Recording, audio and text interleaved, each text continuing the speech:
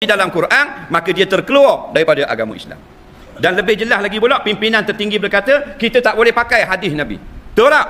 Keluar dalam televisyen, kita pakai Quran saja. Nampak? Pakai Quran saja.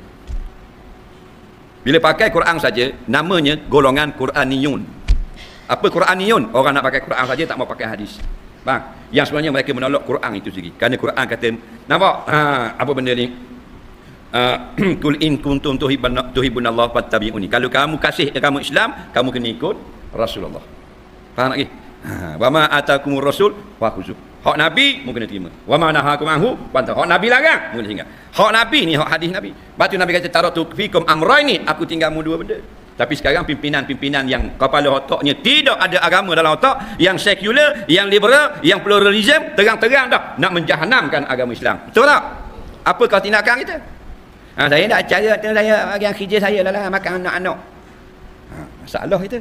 Nah, kalau mu tak berani pun nak bersuara, berdoa kepada Allah agar Allah selamatkan agama Islam. Betul tak?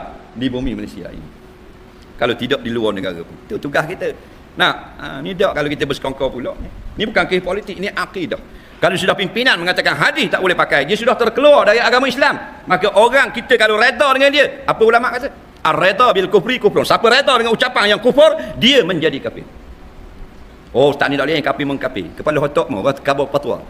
Faham lagi? Ini bukan kafir mengkafir. Nah, fatwanya begitu. Jangan reda. Nah, walaupun bapak kita, walaupun Perdana Menteri itu ayah kita, dah kalau salah, jangan masuklah ya. Sebab Allah pesan dalam Quran, ramai orang kena anak beranak, dia buat senyap. Jadi turun ayat walau kanu aba'ahum au abna'ahum. Sekalipun yang salah itu pakmu, sekalipun yang salah itu anakmu, jangan masuklah dia. Quran kata. Betul tak?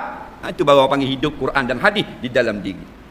Mudah-mudahan kita tak dapat banyak, sedikit ilmu yang berguna pada malam ini.